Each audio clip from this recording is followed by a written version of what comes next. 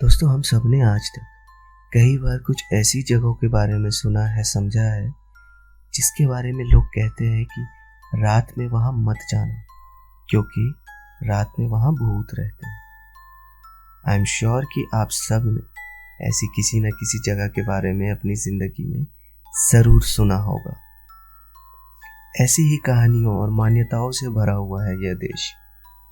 आप किसी भी शहर की किसी भी गली में चले जाइए, आपको भूतों से रिलेटेड एक डर की कहानी जरूर मिलेगी। यानी कि हम ऐसी जगहों की बात कर रहे हैं जिसके बारे में कई लोगों ने कहानियां बनाई। एक ऐसी ही जगह के बारे में हम आज बात करेंगे, शमशान घाट। आई एम श्योर कि आप सब ने इस शब्द को सुना होगा।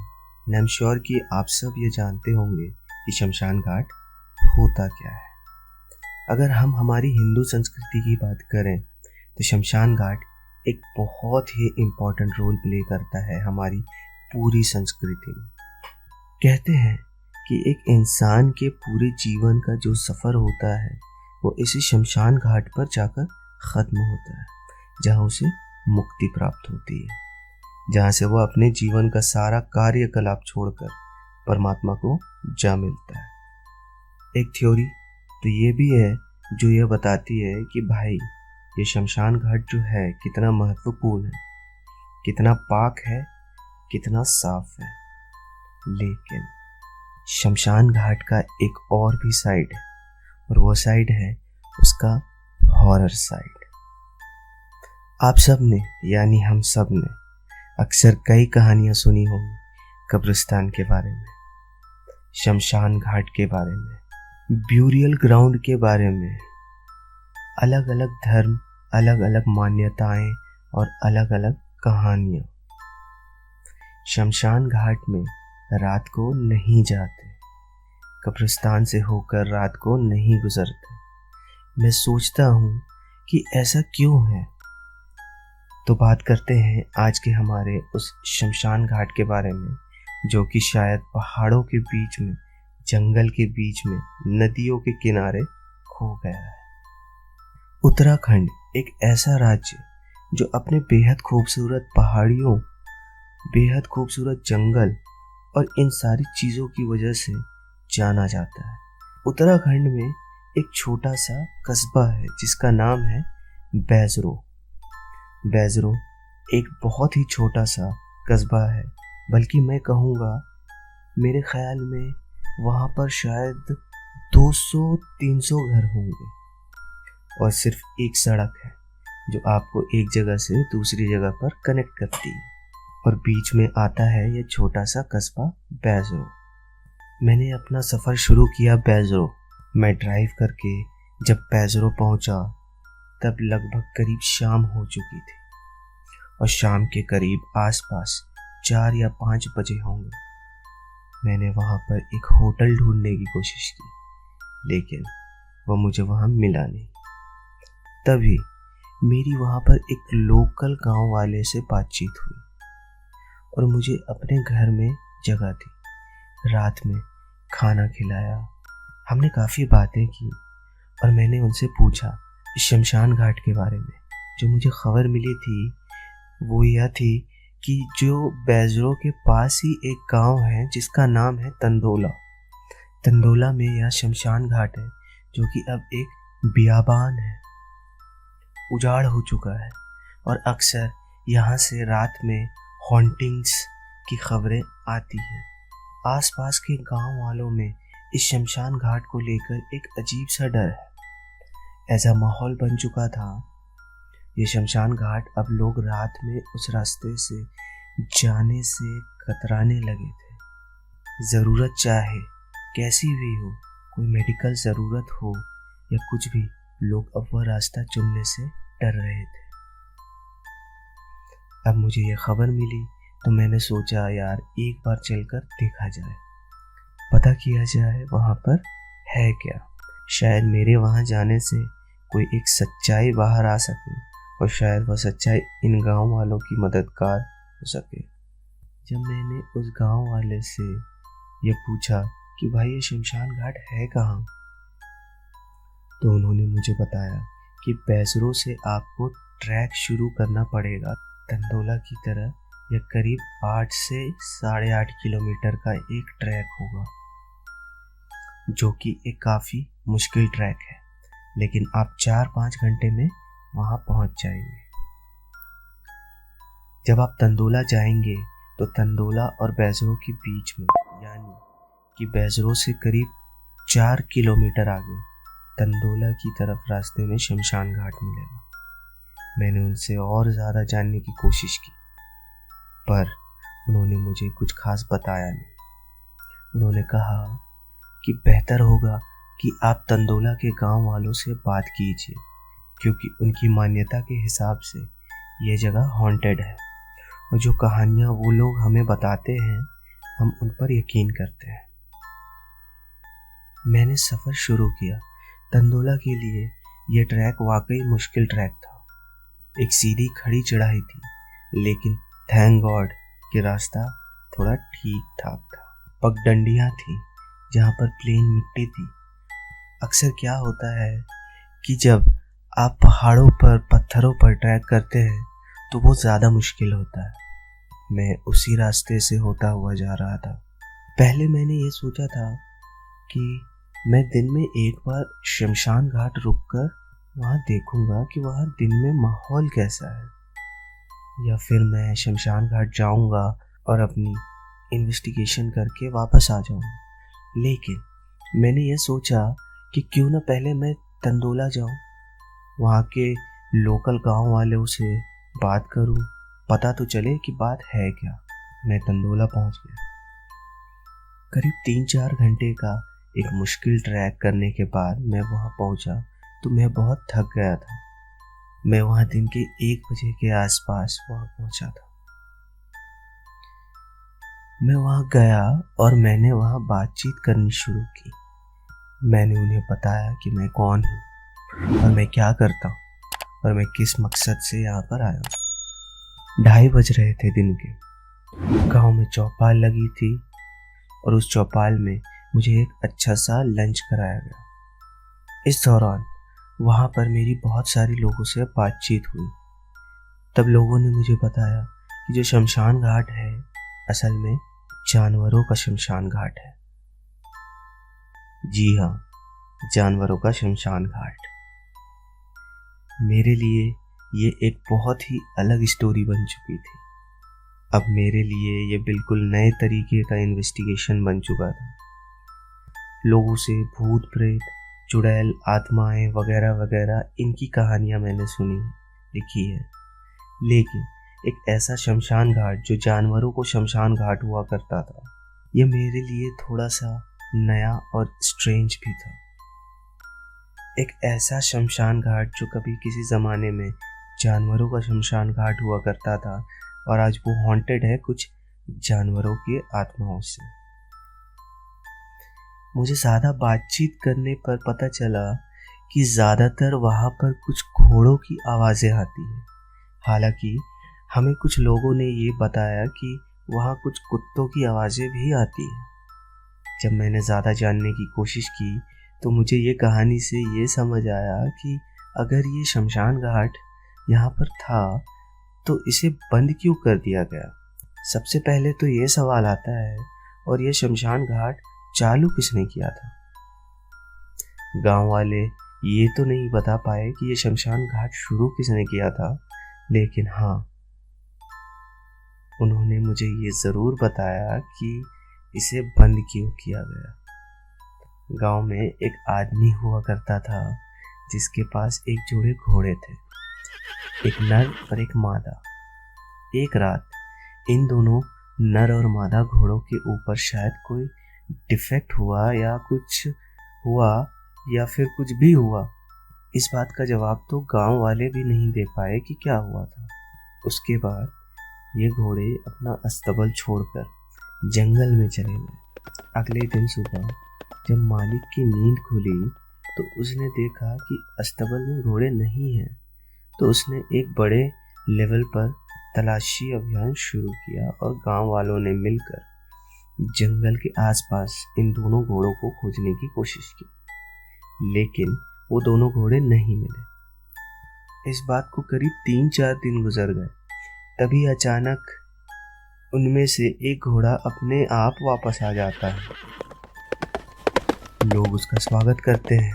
दूसरा घोड़ा अभी भी नहीं मिला है, लेकिन मालिक को इस बात की राहत थी कि कम से कम एक घोड़ा जो है वह मेरे पास वापस आ गया।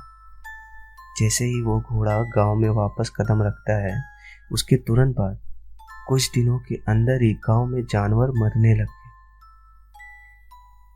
जी हाँ, गांव वाले का ये मानना था कि ये घोड़ा शापित हो गया है। इसके अंदर एक शैतानी आत्मा आ गई है, जिसकी वजह से बाकी जानवरों को भी मार रहा है। इस बात से गांव वालों ने मिलकर उस घोड़े को भी मारने का फैसला किया और यही हुआ। उसके बाद इन सारे जानवरों की लाशों को ले जाकर उसी शमशान घाट पर जला दिया गया। उनका अंतिम संस्कार कर दिया और उसके बाद इस शमशान घाट को हमेशा हमेशा के लिए बंद कर दिया गया। धीरे धीरे जब लोग तंदोला से निकलकर बैजरो जाने लगे, जब लोग ये सफ़र पूरा करने लगे, तो रात में अक्सर उन्हें रोने की आवाज़ सुनाई देने लगी।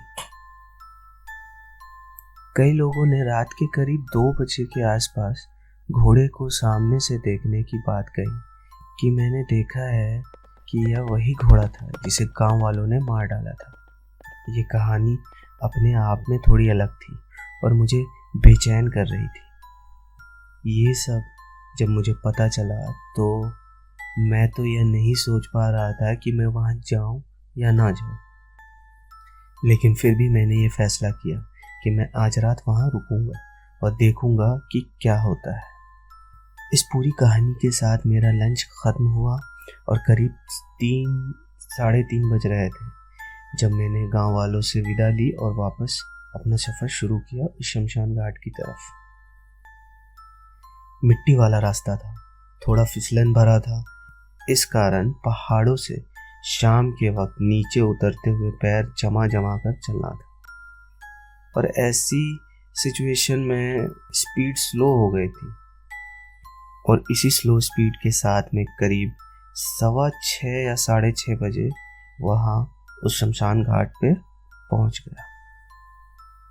शाम ढल चुकी थी, अंधेरा लगभग हो ही चुका था। ज़रा ज़रा सी लालिमा अभी भी बाकी थी आसमान में, लेकिन दिखने को कुछ दिख नहीं रहा था। और जब मैं वहाँ पहुँचा तो मैंने देखा कि मेरे सामने एक टूटा हुआ स्ट्रक्चर है, एक छोटी सी बिल्डिंग जिसमें सिर्फ 3 दीवारें थी। एक तरफ से वह खुला हुआ था, ऊपर सीमेंट की छत थी। पहले मुझे यह समझ में नहीं आया कि क्या वाकई यह शमशान घाट है जिसके बारे में लोग कह रहे थे, लेकिन तब मैंने वहाँ पर टॉर्च से देखा तो वहाँ पर लिखा हुआ था शान, यानी कि शमशान घाट का शम, और घाट हट चुका था और सिर्फ शान लिखा था। यह पूरी इमारत अब कुछ इस तरीके की हालत में थी जैसे मानो कि अब बस गिरने वाली ही हो। इसके ठीक नीचे एक पहाड़ी नदी बह रही थी। इस शमशान घाट से पहाड़ी नदी तक का जो रास्ता था नीचे उतरने वाले, ये करीब 30 मीटर का रहा होगा। जब मैंने मेन रास्ता छोड़कर शमशान घाट की उस इमारत के पास पहुंचा और वहां से मैं धीरे धीरे अपना सफ़र शुरू किया उस नदी के लिए।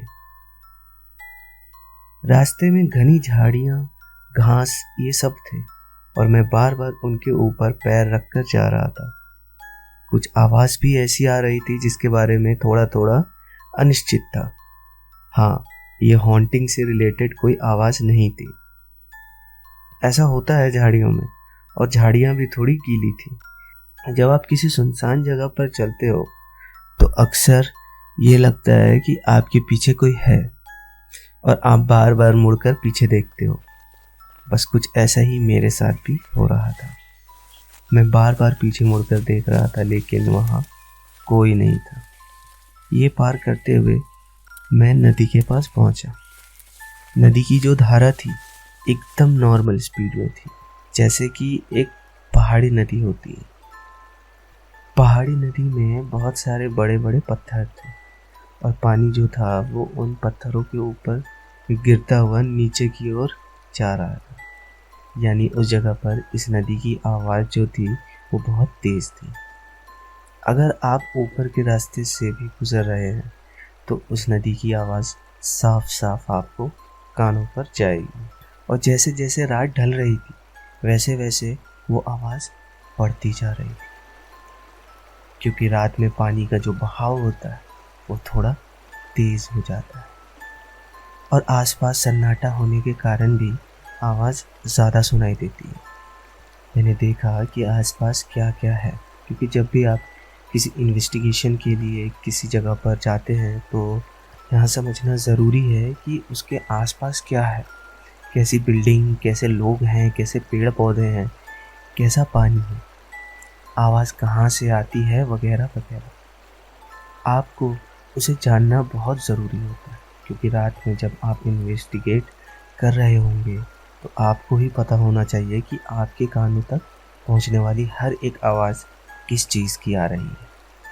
रात के करीब 9:30 के आसपास शमशान घाट के पास जो छोटा सा टूटा हुआ स्ट्रक्चर था उसके अंदर गया। मैंने अपना बैग रखा, तभी अचानक से वहाँ एक हल्की हल्की बारिश शुरू हो गई। धीरे धीरे बारिश बढ़ती गई और मैं वहाँ बैठा रहा, ये प्रे करता रहा कि ये बारिश कब रुकेगी, क्योंकि मुझे वहाँ पर 2 चीज़ों का डर था। एक, जैसे जैसे बारिश तेज़ होती जाएगी मेरे भीगने के चांसेस बढ़ जाएंगे, क्योंकि मेरे पास कुछ है नहीं, मैं खैर और कुछ कर भी नहीं सकता। और एक बात का डर था कि कहीं मेरे ऊपर ये टूटा हुआ स्ट्रक्चर न गिर जाए। बार बार मन में प्रे कर रहा था कि बारिश बंद हो जाए या कम से कम धीरे हो जाए। करीब 10:30 बजे के आसपास बारिश बंद हो गई और आप यकीन नहीं करेंगे, बिल्कुल अचानक से बंद हो गई। आमूमन बारिश तो धीरे बंद होती है, धीरे धीरे पहले हल्की, फिर और हल्की, फिर धीरे धीरे उसके बूंदें पतली होती जाती हैं, छोटी होती है, फिर बहुत छोटी होती है और फिर गायब भी हो जाती है। लेकिन यहाँ ऐसा नहीं हुआ, एक बार में ही अचानक बारिश बंद। बारिश के कारण जमीन पूरी गीली हो चुकी थी, जगह जगह पानी जमा हो चुका था। उस जमीन के ऊपर मैं धीरे धीरे पैर जमा जमा कर चलकर आसपास देखने की कोशिश कर रहा था। करीब आधा घंटा तक शमशान घाट का मुआयना किया, लेकिन वहां मुझे कुछ नहीं मिला। वहां एक अजीब सी शांति थी। मेरे सारे डिवाइस की रीडिंग बिल्कुल नॉर्मल आ रही थी। शमशान के पीछे जो नदी बह रही थी उसकी आवाज़ और ज़्यादा तेज़ हो चुकी। मैं क्लियरली सुन नहीं पा रहा था कि बारिश की वजह से जो पानी तेज़ हुआ है वो पानी अपनी पूरी ताकत के साथ जब पत्थर से टकरा रहा था उसकी आवाज़ बहुत तेज़ आ रही थी। वहीं शमशान घाट की दूसरी तरफ एक जंगल था। जंगल से मुझे हाथियों के चिहाड़ने की आवाज़ मेरे कानों तक पहुंच रही थी। मुझे लग रहा था हाथी मेरी तरफ यानी शमशान घाट की तरफ आ रहे हैं। मुझे समझ नहीं आ रहा था कि वो यहाँ आ गए तो मैं क्या करूँगा। मैं बहुत बड़े मुश्किल में था और मुझे नहीं पता था कि मुझे क्या करना है। ज़मीन पूरी गीली हो चुकी थी। ऐसी सिचुएशन में भाग भी नहीं सकते थे। आपकी छोटी गलती और आपको हज़ारों फीट नीचे गिरा देगी। ये सोच सोच थोड़ा समय और गुजरा और एकदम से सब कुछ शांत हो गया। आप विश्वास नहीं करेंगे, एकदम से सब कुछ शांत हो गया। जो भी आवाज़ें आ रही थी सब आनी बंद हो गई। पक्षियों की आवाज़ आनी बंद हो गई। आसपास मेरी कोई आवाज़ नहीं हो रही थी।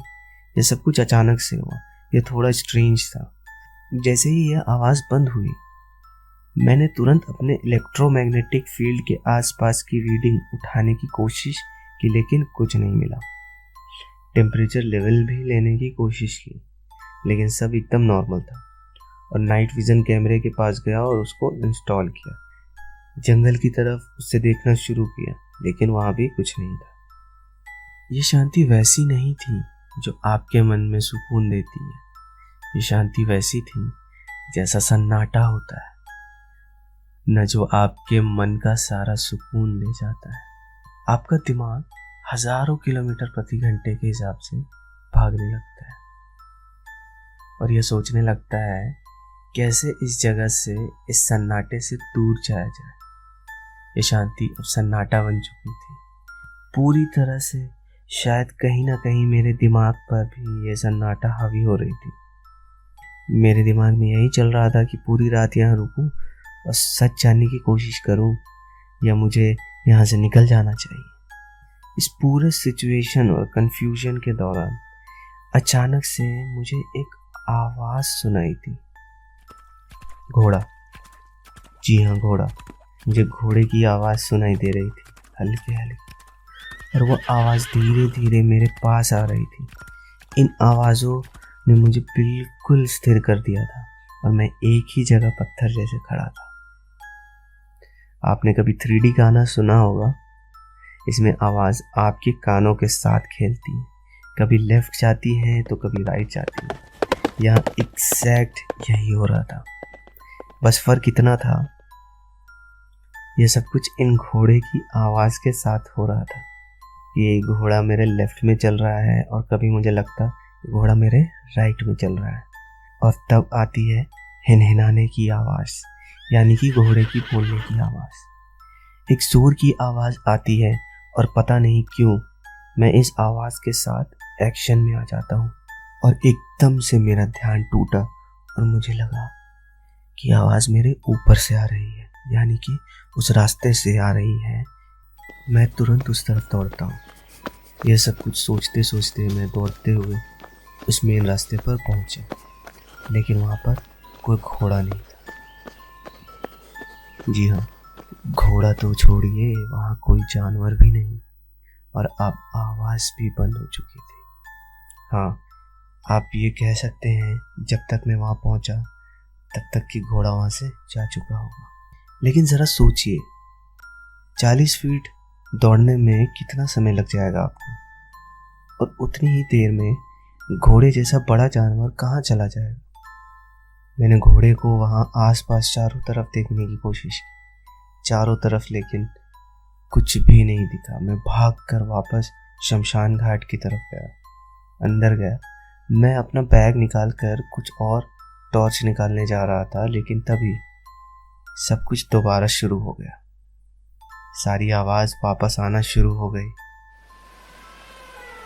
ऐसा लगा मानो जैसे किसी ने उस नदी, उस हाथी, उन हवाओं, उस जंगल को पॉज कर दिया था। नदी वापस बहनी शुरू हो गई उसी रफ्तार में। नदी की वही आवाज दोबारा आने लगी, हाथी दोबारा बोलने लगे, हवाएं दोबारा चलने लगी, और इस चीज़ ने मुझे शॉक कर दिया। और दोस्तों, इस चीज़ ने मुझे शॉक कर दिया। मैं सोच चुका था कि आज चाहे कुछ भी हो, मैं पूरी रात यहीं रहने वाला हूँ, जो होगा देखा जाएगा। और मैं वहाँ रुक ही गया। पर अफसोस, उस समय के बाद उस जगह पर दोबारा कुछ नहीं हुआ। सुबह के 5:30 बजे के आसपास पहली रोशनी मुझ तक पहुंची। मैंने उस शमशान घाट को देखा, उस नदी को देखा, और मन में खुद से बस एक ही बात कही, जीवन में कई बार कुछ ऐसी चीजें हो जाती हैं जिसका शायद आप कभी एक्सप्लेनेशन नहीं दे सकते, जिसकी वजह आप कभी नहीं बता पाएंगे। और इसी सोच के साथ मैं उस जगह से वापस पैसरों की ओर निकल गया।